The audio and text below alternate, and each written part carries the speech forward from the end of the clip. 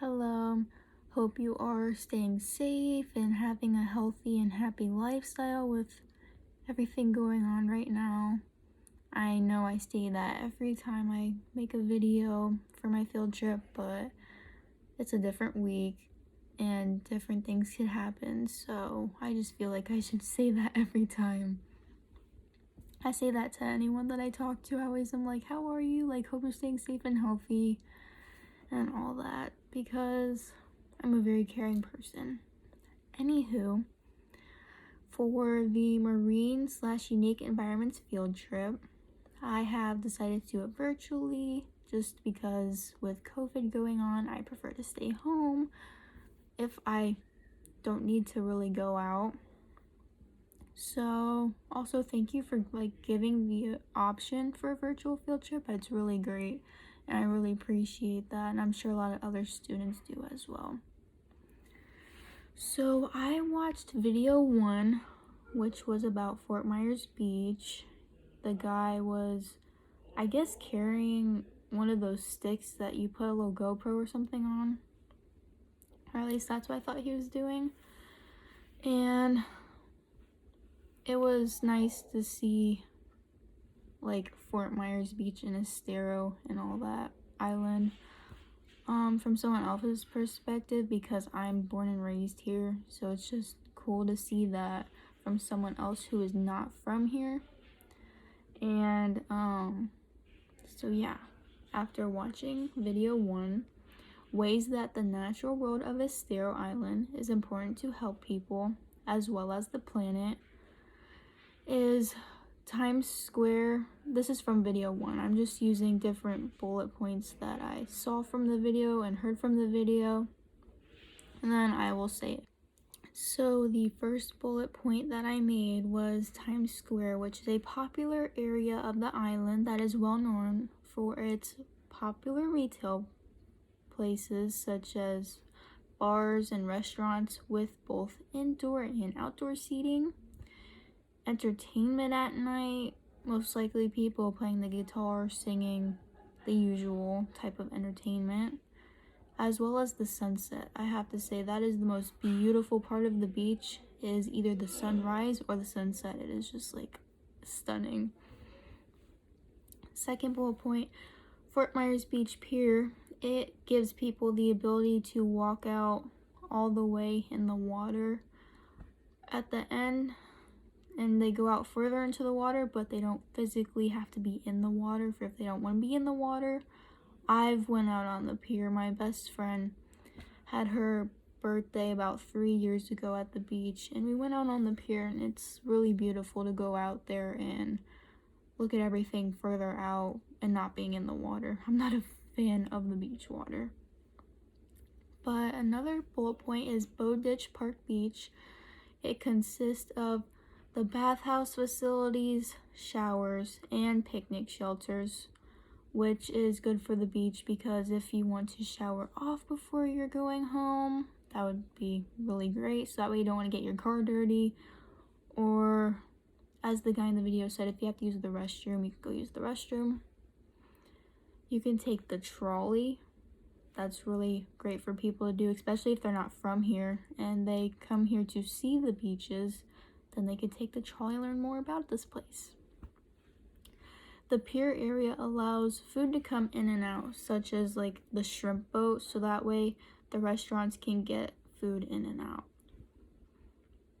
And the Mound House, found in the 1800s, built on an old Calusa shell mound.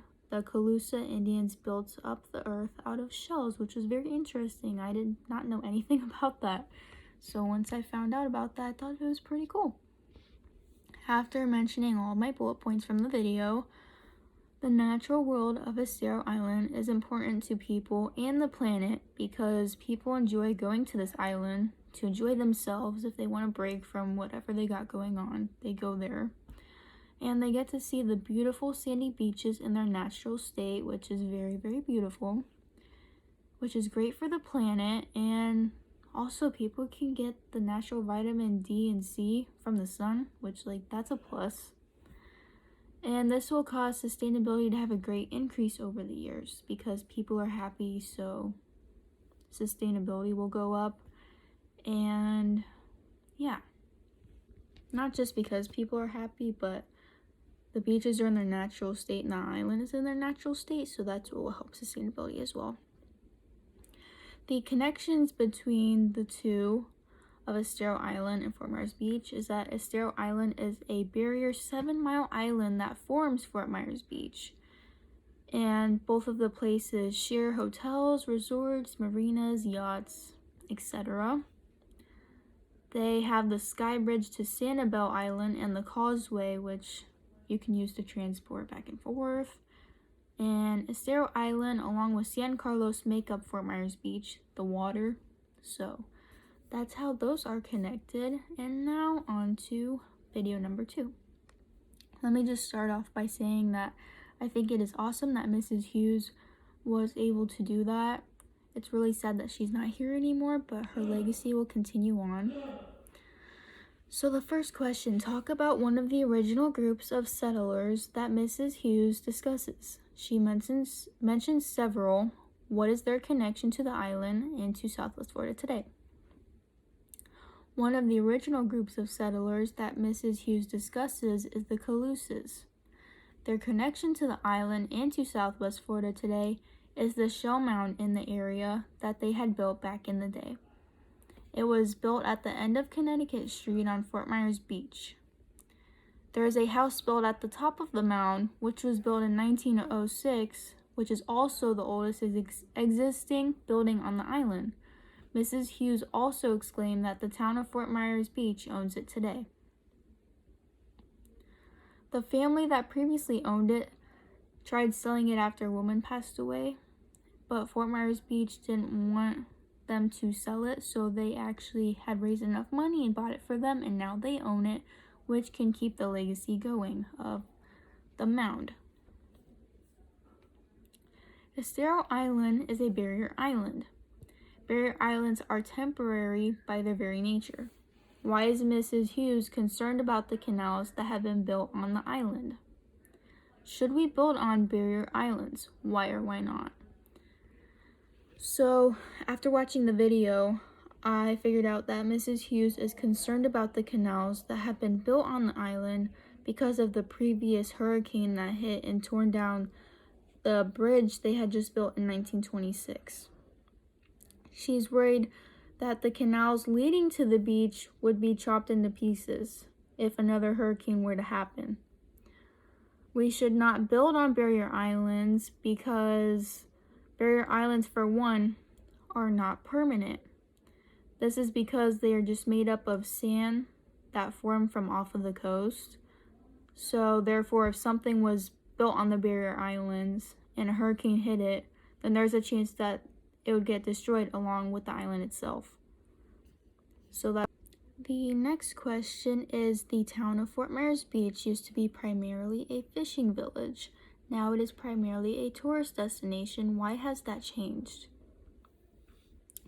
It has changed from being a fishing village to a tourist destination because after the bridge was built, people started migrating here and liked it here and then started building summer homes. And this took away from the fishing village, causing it to change from the fishing village to the tourist destination. The next question is, Mrs. Hughes blames the pollution in Estero Bay on the Sanibel Causeway.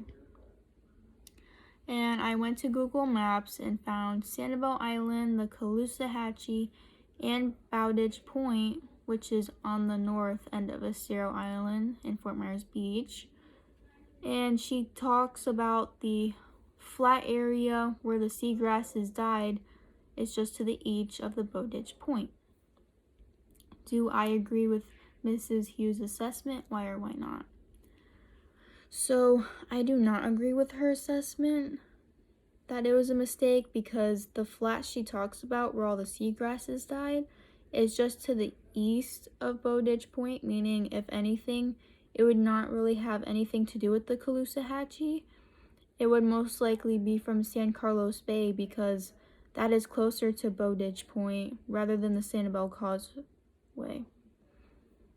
So after searching it up on Google, or Google Maps, that's what I found.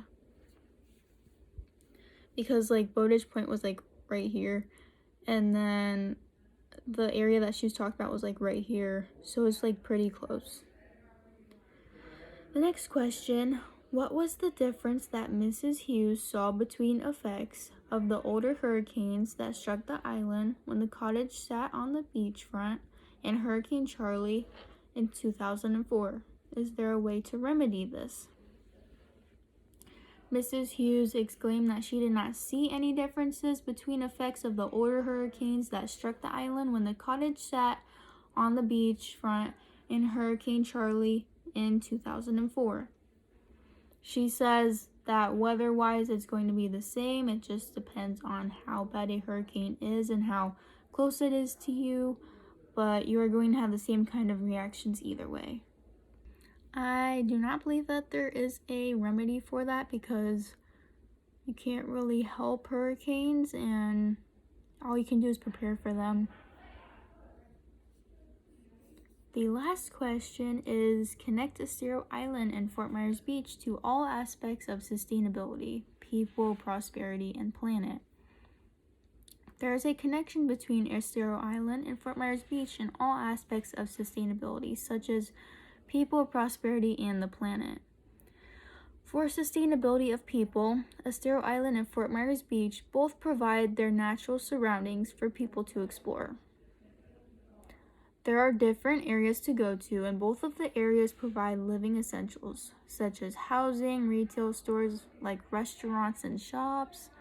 For sustainability prosperity, both Estero Island and Fort Myers Beach do not technically have a positive with its sustainability because there is pollution in the canals that may not last forever, so then sustainability in the long run won't really be doing too good. It would probably have a decrease.